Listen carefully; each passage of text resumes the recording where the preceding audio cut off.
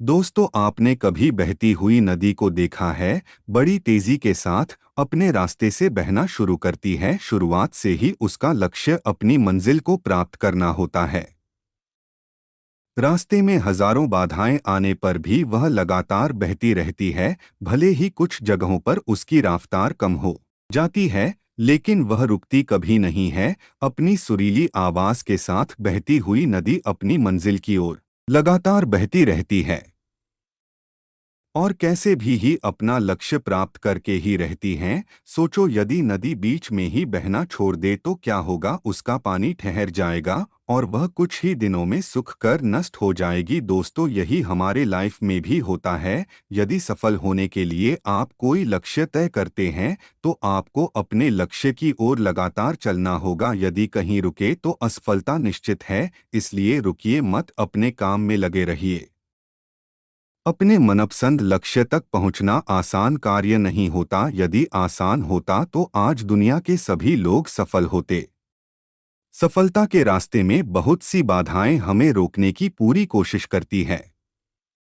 जो लोग मन में कमजोर होते हैं, जिनका कॉन्फिडेंस लेवल बहुत कम होता है, वह इन परेशानियों के आगे झुक जाते हैं और असफलता को स्वीकार कर लेते हैं और बाद में अपने भाग्य को कोसते हैं। और कुछ लोग इन परेशानियों का सीना तान के सामना करते हैं और कुछ लोग ही सफल हो पाते हैं। इसलिए ध्यान रखिए, लक्ष्य तक पहुंचने के लिए लगातार चलना पहली शर्त है। लगातार बहती हुई नदी अपनी मंजिल प्राप्त कर पाते हैं। समय हमेशा चलता रहता है, इसलिए दुनिया के हर इंसान समय का गुलाम है। हवा हमेशा चलती रहती है, कभी धीमी कभी तेजी से, लेकिन रुकती नहीं है। प्रकृति का नियम है कि जो रुक गया उसका असफल होना तय है। यदि अपना गोल को प्राप्त करना चाहते हैं तो आज से अपनी कमर कस लीजिए और खुद से वादा कीजिए कि रुकना कभी नहीं है। विवेकानंद जी ने सही कहा है, उठो जागो और लक्ष्य प्राप्ति तक मत रुको।